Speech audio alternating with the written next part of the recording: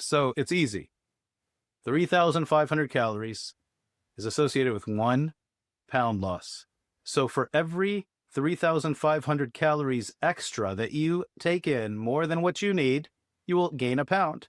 And for every 3,500 calories less than what you need, you will lose a pound.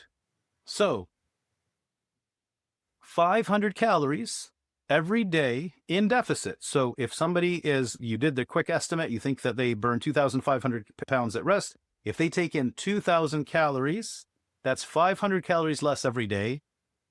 How much will they lose in 1 month? In 1 week. There's 7 days in a week. 5 times 7 is 35, 3,500. That means for every 500 calorie deficit, they lose 1 pound a week. So if they went 1,000, it's 2,500 and they took in 1,500 calories, that's 1,000 calories less. That's 2 pounds a week. So the type of food in the calorie deficit, when you're losing weight with the calorie deficit, we tend to lose fat and we tend to lose muscle. And that's scary, like I mentioned before, because if you lose fat and you lose muscle, the muscle is responsible for metabolism and you can slow your metabolism down. And if you slow your metabolism down, what ends up happening is that you are going to set yourself up for failure later. Here's the cool thing. Protein has a thermic effect, which means that the body has to burn calories to break down protein, which means that you can eat more protein than fats and then carbohydrates, because the body has to speed up its metabolism a little bit whenever you take in. Protein also is going to decrease the amount of muscle you lose. So there were studies that were looking at what if you gave people a higher protein food plan versus a regular food plan, and they put them in a deficit and they had them lose weight. And the only change they made is one went higher in protein and one went just regular in protein, stayed with the same percentages, right? But just less calories. Guess what? There was about a 65% fat loss and a 35% muscle loss in the people that just did a regular diet, where there was only a 20% muscle loss in the people that did a higher protein. But what's interesting is that when those people were put on an exercise program, whether it was higher protein or regular protein, none of them lost muscle. And that's where you got to get them to do a deficit that they can handle, but also have them exercising every day so that you can keep the muscle.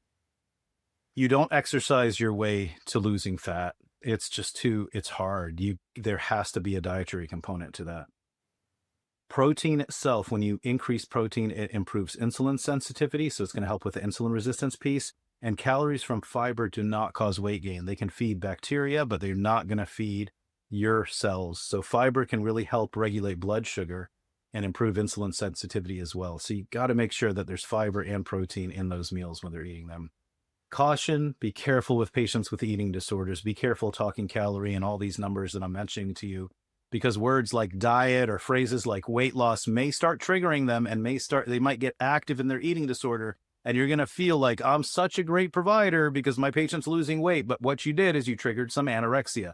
And now they're going to need some mental health because it might not stop. So just be careful. Make sure you understand your patients. I actually went through a lot of my slides, especially slides that I give to the lay public, and I changed the word diet, search diet, change to food plan everywhere. So it's not the elimination diet. I call it the elimination food plan. It's not forget about accuracy. There's no reason to use the triggering words if you don't need to.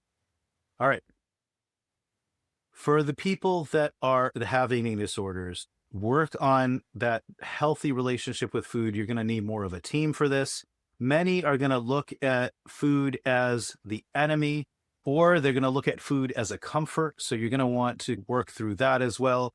And developing that healthy relationship with food in its attended role, that it's a source of nourishment. That's where you focus on what you want them to be eating versus what you want them to not be eating.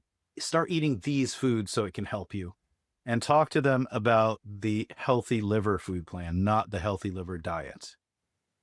And the second piece of creating the energy deficit is going to be intermittent fasting. Intermittent fasting, that's a dietary approach that involves cycling between periods of fasting and eating. And intermittent fasting may help with insulin sensitivity metabolic switching, so the ability for the body to use glucose and ketones for fuel, weight loss, decrease in inflammation, improvement in blood pressure, improvement in lipid metabolism, increase autophagy, where the body is cleaning up damaged cells, neuroprotective effects as well. So intermittent fasting can be a healthy tool, but like I said, be careful with those eating disorders. Time-restricted eating is where you consume food within a short window or time period, like the 12-12, like I mentioned earlier. That is if you can get everybody to do a 12-12 every day, you're doing good. A 6-8, 16 hours of fasting, 8 hours of eating. Add sleeping to part of that fasting, so they wake up, they stay just drinking water, something with no calories, for a certain amount of time, and then eat. So then they can extend that period of fasting. There's the 1 meal per day fasting. I don't like it when people do that long term. Listen, there's different opinions out there. What I have found clinically, and the thousands and thousands of patients that have went through our practice, is that the people that go through the more extreme 3-day fasts and 4-day fasts and 5-day fasts, they do great in the beginning, and then it catches up to them and they can't sustain it. And that's why if they just took one day and they did a 24-hour fast, and then maybe one day and they do a 16-8, and the rest they're doing 12-12, and they're making sure they're getting quality food in that window, it is better for them than just not eating forever. All right. Alternate day fasting. That's where you alternate between no food days and normal food days. There's modified fasting, very low calorie intake, around 500 kilocalories a day. You have the fasting mimicking diet. That's where 5 days of low calorie, low carbohydrate, and actually the proteins that they have in the fasting mimicking diet do not spike mTOR. And if you don't spike mTOR, you're not spiking muscle protein synthesis, but you're telling the body that you're starving or that you don't have food, so the body can go into a fasting state and do the autophagy and all that fun repair and stuff.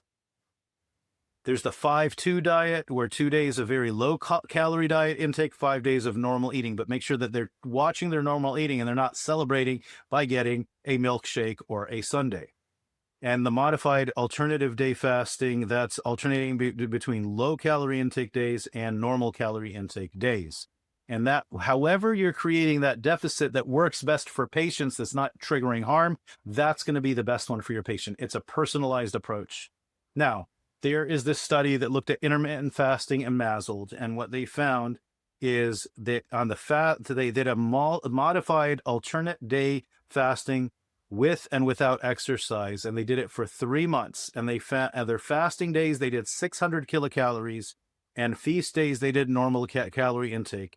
And moderate intensity exercise, 5 sessions per week, 60 minutes each. And the result was intrahepatic triglyceride content was decreased or was significantly improved in the alternative day fasting group and the combination group, the fasting and exercise, compared to exercise alone and the control group. So it does add, exercise helps, and it does add doing that, the alternative day restriction. Another intermittent fasting and MASLD. The conclusion is that continuing with the results, body weight, fat mass, waist circumference, and ALT were significantly decreased. So it showed decrease in inflammation. Insulin sensitivity significantly improved in the combination group compared with the control group. And there was no difference between groups for the lean mass, AST, hemoglobin, A1C, blood pressure, plasma lipids, liver fibrosis scores, and hepatokines. But the conclusion is that combination of fasting and exercise or fasting alone may reduce fatty liver. Now, here is a time restricted eating and MASLD. It was randomized controlled trial, and they had the 16-8, so 16 hours of fasting, 8 hours of being able to eat. Low sugar, they had them do a low sugar food plan. And the results, they had body weight and waist circumference improvement, fasting glucose improvement, AST, ALT, and GGT improvement, fibrosis score improvement, which is amazing. That's what we want. Reverse the fibrosis, lipid and inflammatory markers like high sensitivity CRP and others. Conclusion: time-restricted eating and a low-sugar food plan may improve biomarkers, including lipid, liver, and inflammatory markers with patients with fatty liver. If you're a licensed healthcare practitioner ready to evolve your functional medicine practice, explore over 300 hours of clinical training, masterclasses with leading functional medicine clinicians, and certification pathways. Or check out the Academy of Functional Nutrition and Lifestyle Medicine at afnlm.com. Whether you're on the path to certification as a functional nutritionist or simply want to optimize your own and your family's health, our skill-building approach builds real-world competence from the ground up. And lastly, if you're dealing with chronic health challenges, visit drknews.com for self-paced courses that help you understand and address fatigue, brain fog, autoimmune conditions, gut problems, and more using evidence-based approaches. The content on this podcast is for educational purposes only and is not intended to diagnose, treat, cure, or prevent any disease. Always consult with your healthcare provider before making any changes to your health regimen. Thanks for listening, and don't forget to subscribe and share with someone who might benefit.